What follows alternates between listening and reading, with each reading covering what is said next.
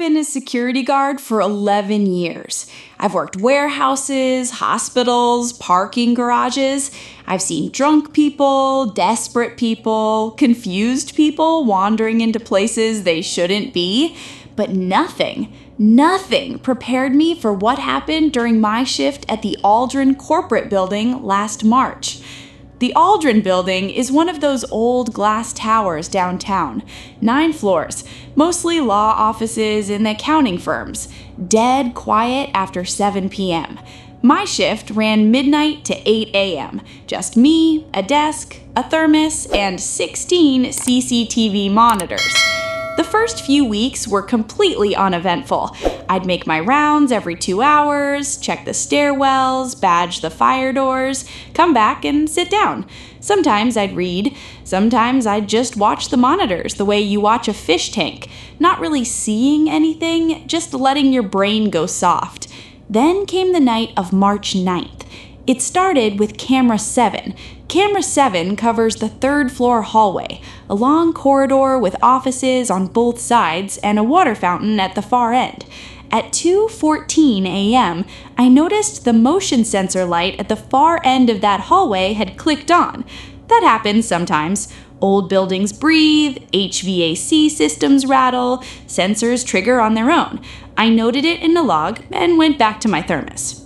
At 2:31 a.m., it happened again. This time, I actually looked at the monitor. The hallway was empty, completely empty, but the light was on and the little motion indicator in the corner of the feed was blinking red. Something had triggered it. I zoomed in. Nothing. No shadow, no movement, nothing. I told myself it was a bug, a moth maybe, flying close to the sensor. At 3:02 a.m., camera 12 went dark for exactly 4 seconds, then came back on. Camera 12 is the freight elevator on the basement level. When the feed returned, the elevator doors were open. They had been closed before. I watched for 10 minutes. The doors stayed open. I buzzed my supervisor. He told me the building systems do that sometimes, old wiring. He told me to log it and move on. I did, but I kept one eye on camera 12. At 4:19 a.m., I saw her. A woman, standing in the freight elevator, facing the back wall. I sat up so fast I knocked my thermos off the desk. She was just standing there, completely still, facing away from the camera. Dark hair, dark coat, no bag, no phone, just standing in the elevator, facing the wall. At 4:19 in the morning. My heart was hammering. I picked up the desk phone and called through to the elevator intercom. It rang 4 times. She didn't move, didn't flinch, just stood there. I reached for my radio to call it in, and that's when I noticed something on camera 7. The 3rd floor hallway, the motion light was on again, and there was a shadow on the wall. A long, thin shadow stretching from the far end of the corridor toward the camera. But when I looked at camera 12 again, the woman was gone. Elevator empty, doors still open. I did my sweep. I checked every floor, every bathroom, every closet, every stairwell. I found nothing, no one. I checked the badge log. Nobody had entered the building after 11 p.m. Nobody had used the freight elevator. The system showed no record of those doors opening at all. I went back and re-watched the footage from camera 12 myself, right there at the desk. The freight elevator footage from 4:19 a.m. was just static. 4 minutes of static. That was it.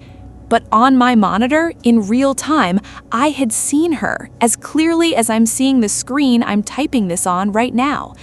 I put in my notice the next morning, and my supervisor laughed and said I'd been watching too many movies. He said the building's been there since 1987, and nothing has ever happened there. I didn't argue, I just left. 3 weeks later, I ran into another guard from that building at a gas station.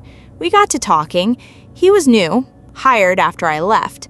He said the first week was fine, normal, but on his 4th night, He said he went to do his 4 a.m. round and found the freight elevator on the basement level with the doors open. I asked him what he saw inside. He looked at me for a long moment. He said he didn't go inside. He said there were scratch marks on the back wall of the elevator. Deep ones, like fingernails, going from about shoulder height all the way down to the floor. He said they looked fresh. Neither of us said anything after that. He drove away. I stood at the pump with the nozzle still in my hand, and I kept thinking about something I hadn't told him, something I hadn't told anyone. When I rewatched camera 7 from that night, the hallway footage, the one with the shadow, I paused on the last frame before the motion light shut off. The shadow on the wall wasn't moving away from the camera. It was moving toward it. Now we're moving to the second story. I moved into the apartment on Delgrave Street because it was the only place I could afford. $450 a month for a one-bedroom in a city where everything else was $1,400 minimum. The landlord, a small, quiet man named Pryor, handed me the keys without much conversation. He told me not to run the dishwasher after 10 p.m. He told me the heat takes a minute to kick on in the morning. He told me the previous tenant had left some boxes in the closet and he'd come collect them soon. He never did. The apartment smelled like old carpet and something else I couldn't name. Not bad, exactly, just heavy, like the air had been sitting still for a long time. The first night I slept fine.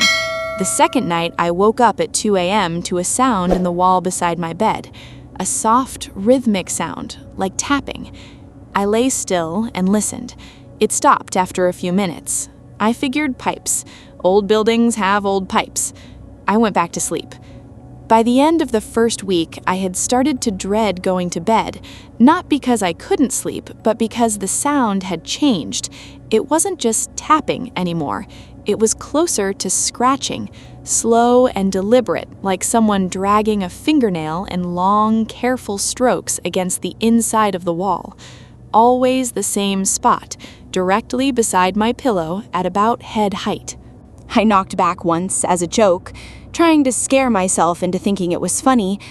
Whatever was inside the wall knocked back. 3 times. Slow. Measured. I slept on the couch for 4 days after that. During those days, I started paying attention to the apartment differently. The walls were thick, almost unusually thick for a building this age. The space between my bedroom and the neighboring unit should have been maybe 6 inches, standard drywall. But when I measured the interior dimensions of my apartment against the exterior of the building, I came up short by almost 2 feet on the east side. I told myself I'd measured wrong. Then I found the closet. Not the main closet, I knew about that one. This was a smaller door, half size, in the back corner of the bedroom. I had been using it as a wall, had put my laundry basket in front of it without ever registering it was a door. When I moved the basket, I saw the handle. Dull brass. Cold when I touched it. It was unlocked. Inside was a space maybe 2 feet wide and 8 feet long, running the full length of the east wall. Just enough space to stand in if you turned sideways. There was a bare bulb on a pull string, a metal folding chair, and on the floor, carefully arranged, were photographs. Dozens of them, all printed on standard paper, the kind you'd do at a pharmacy kiosk. All taken through a window. My bedroom window, from outside, from the fire escape, looking in. The photos showed the previous tenant, a woman, going about her life, getting dressed, sleeping, reading, completely unaware. The most recent ones weren't of her. They were of me.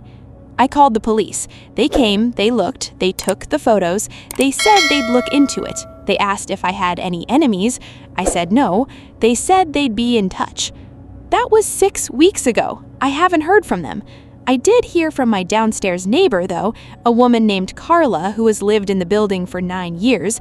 She told me over the mailboxes one morning that I was the 4th tenant in that unit since she'd been there.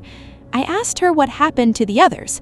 She looked at me the way people look at you when they think you already know the answer. She said they all moved out, suddenly, She said the woman before me, the one in the photographs, moved out in the middle of the night, left everything, didn't tell anyone she was going. I asked Carla if she knew where the woman went. Carla said no, but she said Mr. Pryor, the landlord, had a new tenant moved in within 2 days, like he already had someone lined up. I looked at Carla. She looked at me. I moved out that weekend. I'm staying with my brother now, sleeping on his pull-out couch. I still haven't figured out where the person was sitting when they took the photos of me, because I checked. I checked the fire escape, the alley below, the roof of the adjacent building. None of those angles matched what was in the photos. The photos were taken from inside the apartment, from inside that crawl space, from the other side of my bedroom wall, while I was asleep 6 inches away. Now we're moving to the 3rd story. I grew up in Harlow's Creek, a town so small it doesn't appear on most maps. 1,100 people, 1 diner, 1 gas station, and the kind of collective memory that small towns develop over decades.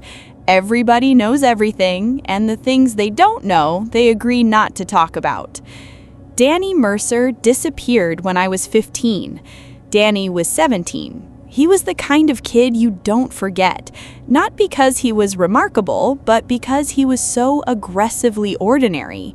He worked weekends at the gas station, he drove a rusted Civic, he wore the same gray hoodie for 3 years straight. He was quiet, but not strange. He was just there, the way furniture is there. One Tuesday in October, he didn't show up to school. By Thursday, his parents had called the sheriff. By the following Monday, there were search teams combing the woods at the edge of town. They found his car parked on Miller Road, 2 miles outside of town. Keys in the ignition, half a can of Coke in the cup holder, still upright. No sign of Danny. The official conclusion, after a 2-week investigation, was that Danny had run away. The sheriff said there were signs of personal instability, said the family had their struggles, said sometimes kids leave and don't come back. The town accepted it, the way small towns accept things, not because they believe it, but because the alternative is harder to live with. I accepted it too. For 16 years, I accepted it. Then my mother got sick, and I moved back to Harlow's Creek to help her, and I started remembering things I hadn't thought about since I was a teenager. The way Danny always waved at me outside the gas station. The way he looked at me the last time I saw him, the Saturday before he disappeared, with something in his eyes that I'd never been able to name. Not fear, something worse than fear, something already resigned. I started asking questions, not aggressively, just the way you do when you're back somewhere after a long time and your guard is down, and people talk to you like you're still 15. I asked Carla at the diner. I asked Pete Olaski, who'd been on the volunteer search team. I asked Danny's younger sister, Bree, who still lived in town and worked at the pharmacy. Bree was the one who told me about the Halstead property. The Halstead family owned 30 acres on the north side of Harlow's Creek, old farming land, mostly disused. The family had moved away years ago, but still owned the deed. When the search teams were covering the woods back in October of that year, they had specifically been told not to go past the fence line of the Halstead property. Bree said she'd only found this out recently, going through her father's old papers after he passed. There was a note, written in her father's handwriting, that said simply, "Sheriff says Halstead land is handled separately. Don't push it." I drove out to the Halstead property on a Wednesday afternoon. The fence was still there, chain link, newer than everything else around it, which struck me as odd for abandoned land, posted every 30 feet with no trespassing signs. At the far northern edge, through the trees, I could see the outline of what looked like a large metal structure. Not a barn, something flatter, more deliberate. I didn't go over the fence. I'm not going to pretend I was brave. I drove back to town. That night, I went through the county land registry online. The Halstead property had changed hands twice since the family moved away. The first sale was 18 months after Danny disappeared. The buyer was listed as a private holding company, a name I didn't recognize. The second sale was 3 years ago. The buyer's name I did recognize. Sheriff Dale Pruitt, the same man who led the search for Danny Mercer, the same man who declared it a runaway case and closed it in 2 weeks. I sat with that for a long time. Then I did one more search, just to be thorough. I looked up the holding company that had originally purchased the land. It was dissolved 6 years after it was formed, but I found a registered agent on file. One name, a local name. Gerald Mercer, Danny's father. I don't know what that means. I've turned it over and over, and I can't make it into anything clean. I can't make it into anything I want to look at directly, because the shape of it, the outline of what it suggests, a father, a sheriff, a piece of land that nobody searched, a boy who never ran away at all. That shape is one of the darkest things I've ever held in my mind. I'm leaving Harlow's Creek next week. My mother is stable enough now. I've written everything down and given a copy to someone I trust outside of town. But before I left, I drove out to Miller Road one more time, where they found Danny's car, where the sheriff said a troubled kid had finally decided to disappear. I stood on the road and I looked north, toward the Halstead property, toward that low, flat structure through the trees. And I thought about how Danny had looked at me that Saturday, that last Saturday, and I finally understood what that look had been. It wasn't resignation. It wasn't fear. It was a warning. He knew what was coming, and I think in that moment outside the gas station, in the only way he could without saying a word out loud in a town where everyone hears everything, he was trying to tell someone. He chose me, a 15-year-old kid who didn't understand. I understand now, and that is the most terrifying thing I have ever had to live with.